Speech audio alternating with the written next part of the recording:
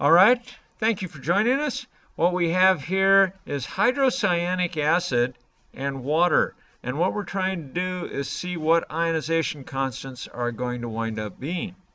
And this is an equilibrium reaction when we put it into water.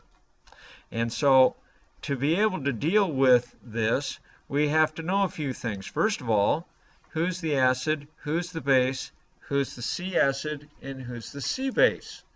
C being what? Huh? I'm not hearing it.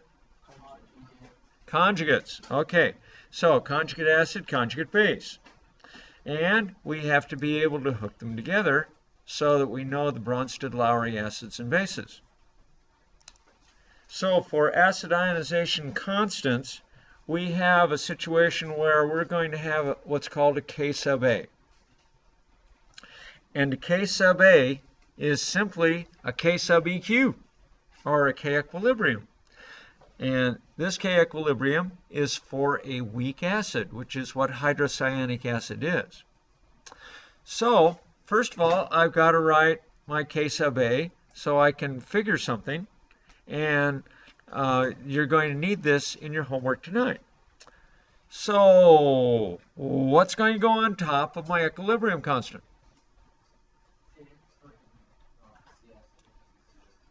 Okay, the Cn, 1 minus, would go on top. What else would go on top? Good, okay, the hydronium ion. And where is HCN? Uh-huh. And where is water? Not supposed to be there. Why? Because it's a liquid. Okay, so here's what I recommend you do when you have a situation like this. Wherever that thing that's not going to be there, wherever it would be if it were there, do that. Just to be sure. The most disconcerting thing is when you're trying to make an equilibrium constant and the top side is only liquids, which means you have ones on the top, and then you have something else on the bottom.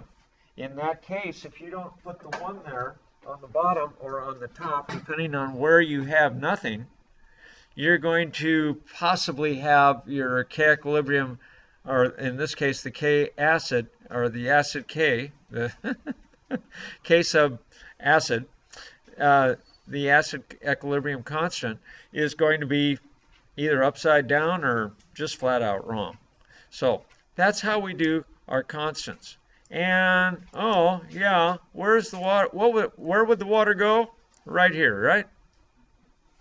That's why I put the 1 there, because water is a liquid. All right, and if you go to page 605, you will see these guys. Would you all turn there now? And those of you at home watching, I want you to have this out. So stop the recording, get your textbook, and open it up to this page, page 603. You're going to be writing this kind of stuff, okay, where you have the ionization equation for instance, hydrochloric acid. What is it that's obviously missing from this? The water. The water's not there. Okay, and there's no hydronium ion. They're writing it with the hydrogen ion instead. And so you got to remember when you're doing ionization equations that those things are going to be missing. Okay, you're not going to use hydronium ion, you're going to use hydrogen. And you're also going to have water in there on the left side with the hydrochloric acid, but that just isn't there. So you're not going to write that in the ionization equation that you do. And so you can see all these guys. What is common with all of these reactions? Good, they all have hydrogen ions. That's one thing. Hydrogen ion is there in every one of them. What else is the same? Very good, they're not equilibrium. They only go one way. Over here we have equilibrium, and why is that? Because it's weak. It doesn't ionize 100%. Okay, these guys, it's a one-way trip. Okay, so these are for the strong acids and the weak acids. So basically, you just have to know that. And on the next one, on this guy, we have ionization constants for weak acids. Oh, I thought we had them for bases. Okay, these are other weak acids. Okay, so just weak acids. And here we have ionization ionizations for strong bases. And in strong bases, who's this similar to? Strong bases is like strong acids. Yeah, well, in this regard. Yeah? And look at this. They all have hydroxide ions. Why is that? Because you're going to be doing base ionizations. Now watch this.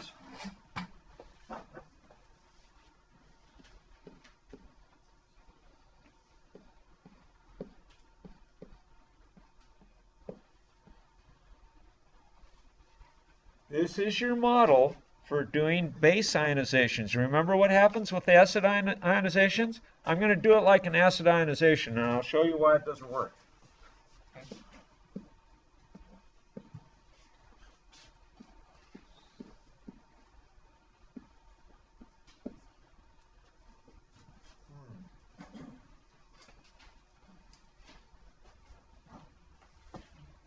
What happened here? Where's the OH going to go?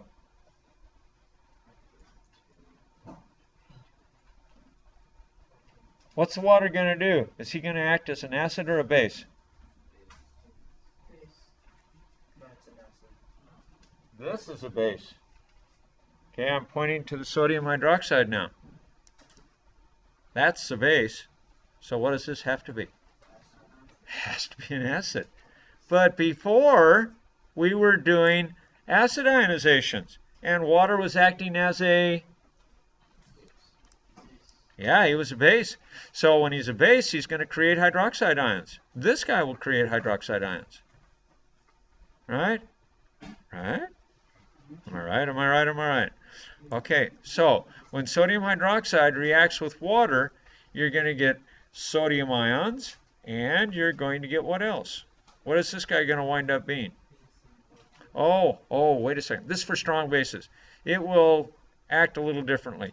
I really shouldn't have even talked. I'm sorry, I switched right to the weak bases because this is the one that's going to be confusing for you.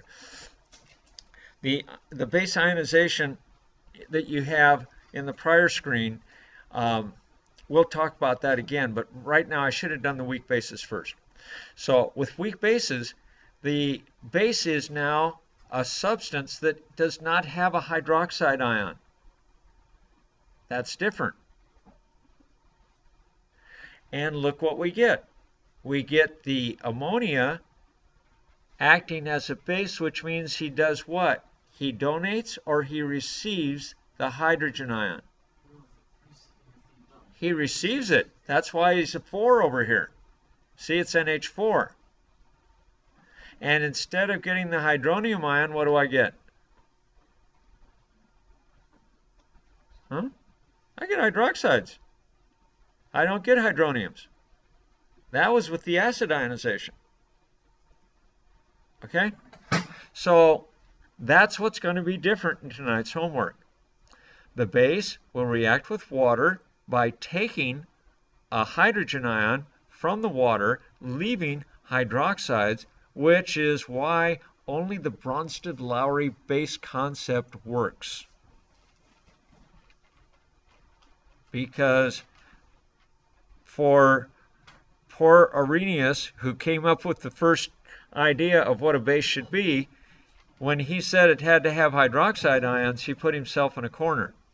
And he didn't really understand what to do with this. He just knew it formed a basic solution. He knew that the pH went down, or went down. Down, up. Went up. When the pH would go up into the basic solutions. So here's the deal. This is what you're doing tonight, and it's a different kind of ionization. And that's it, folks.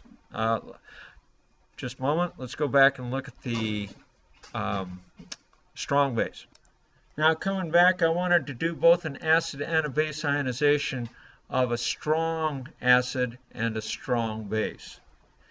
So the strong acid we know winds up turning out like this. If we put the water into the thing, which we don't do in these guys, we would have a water here, and this would be a hydronium ion.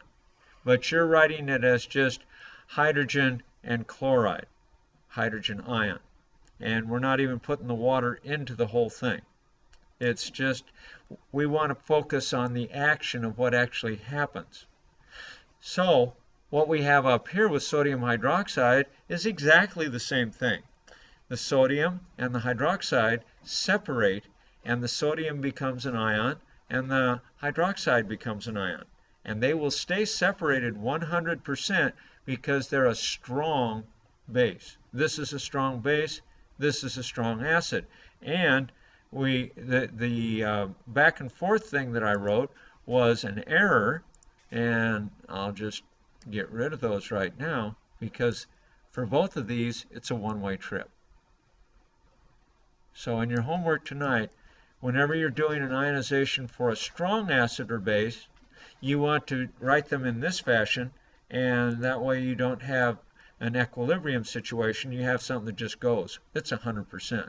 Where in the base ionization of a weak base, you have this kind of situation. And let's look at them side by side, and you'll see the big difference. And that's it for this video. Thank you for watching. See ya.